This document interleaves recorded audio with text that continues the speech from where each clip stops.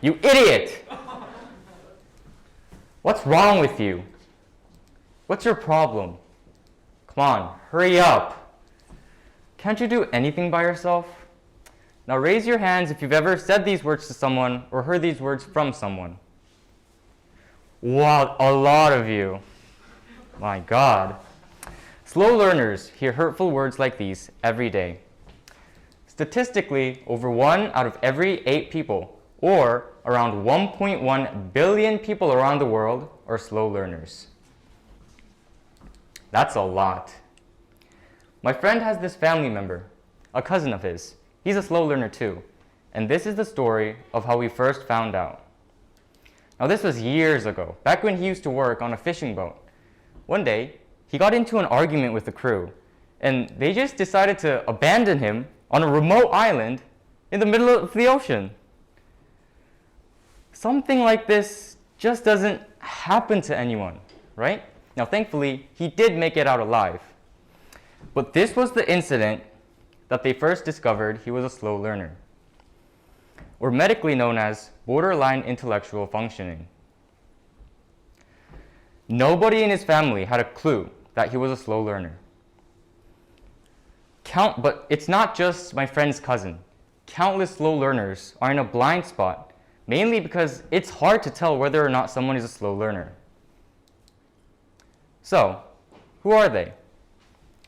Slow learners, as the name suggests, are people who tend to learn a bit slow. This term includes people with borderline intelligence, but are not limited to them. Practically anyone can become a slow learner depending on the situation. Because of this, there are many different types of slow learners. Think of the autistic spectrum. It could be said that slow learners are a spectrum of their own. Because they are so diverse, and the problems they face not so easy to spot, make it extremely difficult for these people to get the education and support they need, whether in their day-to-day lives or in a classroom setting. Now, over the past year and a half, we were lucky enough to meet with some of the younger slow learners. We even led a twice-weekly PE program at Dongdaemun Welfare Center. This first-hand experience was key to understanding them and the challenges they face on a daily basis. Now, you might be wondering, just like we did, can slow learners learn like the rest of us? Can they assimilate to society? The answer is yes. With the right support and education catered to their needs, slow learners can learn. But this kind of support is hard to come by. This is because slow learners as a community do not have a voice. They don't have a centralized platform from which to make their voices heard, keeping them in the dark from the public eye. Another contributing factor is the general lack of information about the subject. Learning and understanding about slow learners was extremely difficult when we first started our journey. We found 0 research papers done by the government. The fact that even until recently there wasn't a consensus on what to call slow learners speaks for itself. The final icing on the cake was that what little support they did have was hard to access because only a select few knew about them.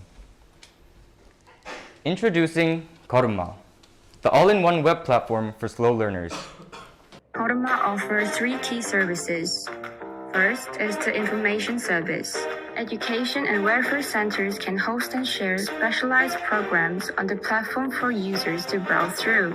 Second is the community platform, which allows users to look up all the relevant conferences that are taking place across the country. Third is a page dedicated entirely to Q&A, where users and visitors can freely ask and answer questions. 거꾸로캠퍼스 isn't just an information hub. It's a platform where users can get together and share their stories, and by doing so, raise awareness about the issue. We've teamed up with Harang, Korea's most active slow learner community led by parents. Through the collaboration, we've been receiving a number of positive feedback from them, and a couple of insights that we didn't even think about before. Some of the feedback we've received include asking for information about vouchers, and others about relevant medication. Karuma is the platform over 7 million slow learners and their kin in Korea have been looking for. We already have a significant advantage in terms of experience and network. This is because of two reasons. One, we deliberately took part in most, if not all, activities and conferences to get to know each other. And two, public awareness on slow learners is still very low, which isn't necessarily a good thing. But the wind is starting to blow in our favor. As more and more people learn about slow learners, it's only a matter of time before other organizations and eventually the government join in to provide support and education. And Karuma will be at the forefront, helping out every step of the way. Our end goal is to create a society where slow learners don't have to be called slow learners. A society where people are allowed to be slow and are not looked down for it. After all, at times, all of us are slow. Thank you for listening.